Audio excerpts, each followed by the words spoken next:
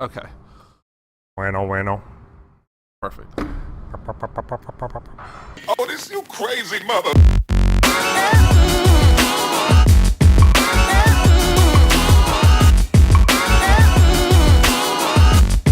Okay, so welcome back to part 3, or this might be part 1. However I cut it in post production or whatnot. Welcome to you, no matter what. Welcome.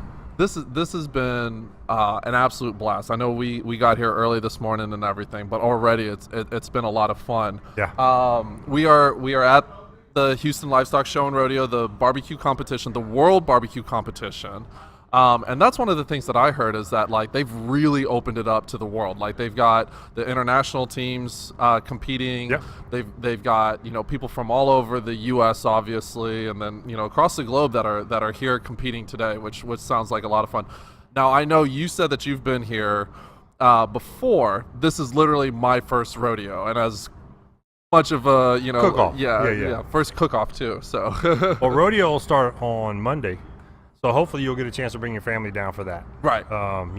Between all of the competitions going on between the cowboys and the cowgirls, and just that's really cool to see. But then the performances are always good too. Right. It's some big name draws every year, and so they sell out quick all the time. Yeah, I see the concert tickets just going for cuckoo dollars. Super fast. People stay up all night waiting for them to go live, and they start dialing in right away. So it's really a good event. So I was out here yesterday. What are kind of your first impressions kind of walking around and seeing the cook-off side of things? Yeah, so the cook-off, there's roughly 250 teams, more than that, right? Right. They each have their own tent. Now, a tent is not a standard size. It could be a 40 by 40. It could be 3 tents put together, right? So the tents are massive. And some of them are well decorated on the outside. Like you wouldn't know it's a tent, because they put a facade up front, and it could be all, sort of reclaimed wood, rustic wood. I mean, they're very inviting. They're very warm. Obviously, there's a lot of good things going on inside between the food and the partying. But when you walk in, what you see is, man, this is overwhelming, right? You need a diagram on your phone to sort through and where do we need to go. And there's lots of signage, don't get me wrong. But it's really big and it's massive. Bring some comfortable shoes for sure. A lot of walking. I hit 15,000 steps yesterday, quick. So yeah, there's a lot of walking going on. It's a ton of walking. The teams seem really cool, and it's been really nice to actually have them come on and not just yesterday I got to talk to a couple guys as well. But even the guys who are organizing it, there's a lot of heart that goes into this. There's a lot of time and energy that goes into it, and a lot of coordination. It's not like, hey, look, we're tailgating, at this. There's a couple smaller tents and stuff like that, and they've got a nice little setup or whatnot. But the production side on some of these, so we went over to Holy Cow Cookers, and I mean, he was swamped with media. I mean, they had everybody in there or whatnot, and he was nice enough to let me take some photos and some video and things like that.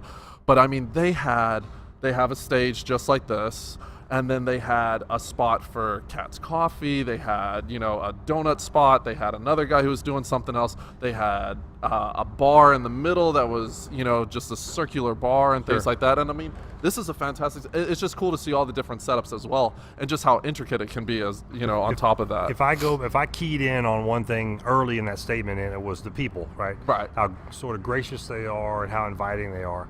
You think about who's running these activities. It's volunteers. Right.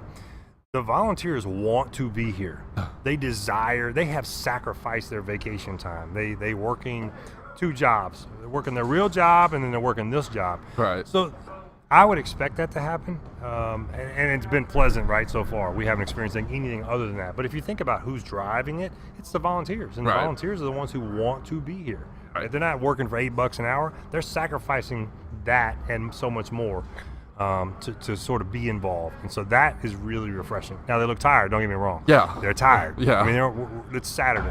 We're on the downside of this, and it's going to be a long day. It's kind of humid and muggy, but I'm telling you, man, the people that are here are fantastic. But tonight's supposed to be the big night too, so it's like they've got to find that second win here pretty soon. But it still is a competition too, though. Like the teams are locked in and focused, which is really kind of interesting to see that they'll come out and they'll do the media thing, but then they run right back there.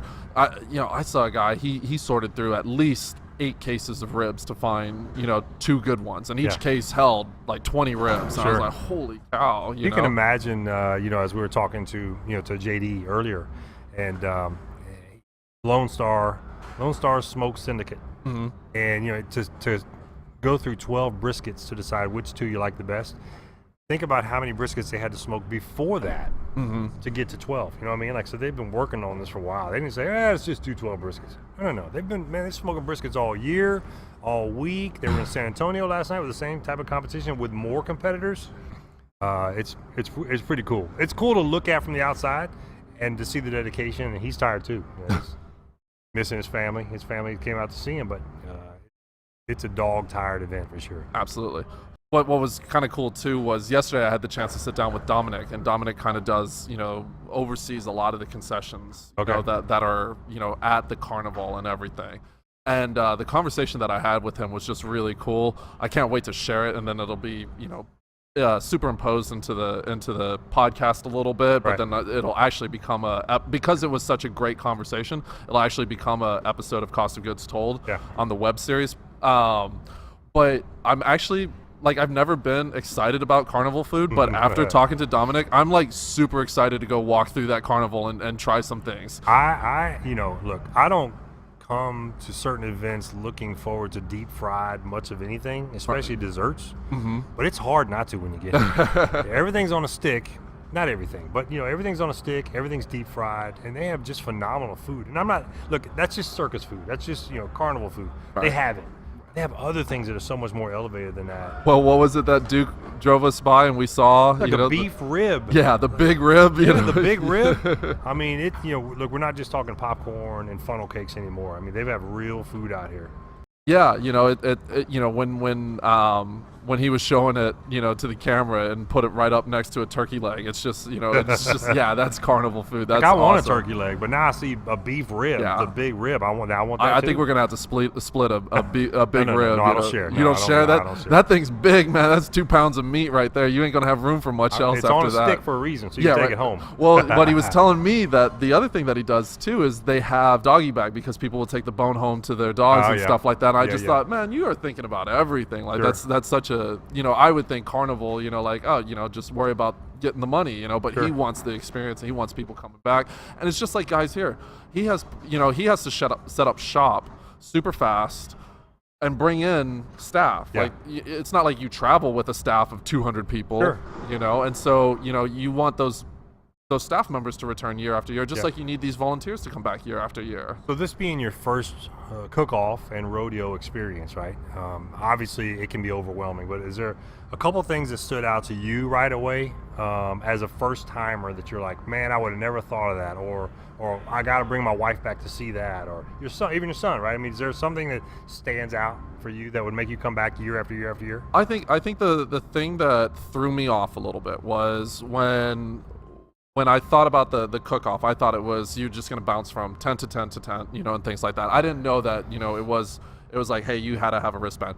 Fortunately, people have let me walk through, take pictures, talk to people and things like that, which is absolutely awesome. So the next thing is, okay, next year, who do I need to, what do I need to do to get a ticket to this?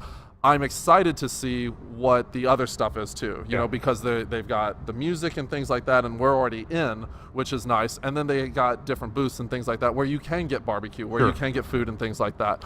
Not that it's exclusive, but these guys have to take care of the sponsor sales and things like that. I'm excited to try the food today, just kind of around and things like that. I think just with all the activity. Oh, yesterday. So this is the other thing that I thought was absolutely amazing was Rich's, just right over there. They're right next to 3S Cookers. They brought out the works for these kids. So every year they do like a big show for special needs kids. And I don't know if that's the correct term. Forgive me, but that's what they said. They brought out two fire trucks. They had a big SWAT car. They had the cops on horses. They had clowns. They had they had music. They had a dance hall. I mean, it was like 8-10 buses of kids. And what was really cool was not only do they do it, but then the kids go from their spot where they had a big party. Like I was like, I want to party, you know, because it was so much fun.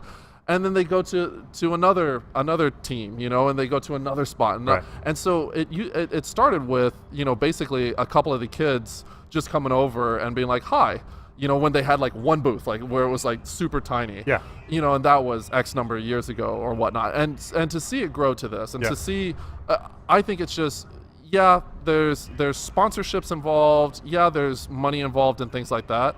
But it's kind of like every conversation that we've had. Yeah, that's 20% of it. The other 80% is, okay, how can we network for kids? How can we, you know, elevate, you know, how can we do more for the community? Yeah.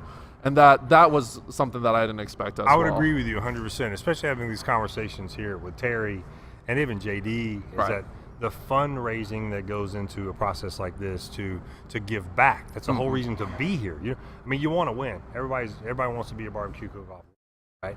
But ultimately, they're giving this money back to some charity.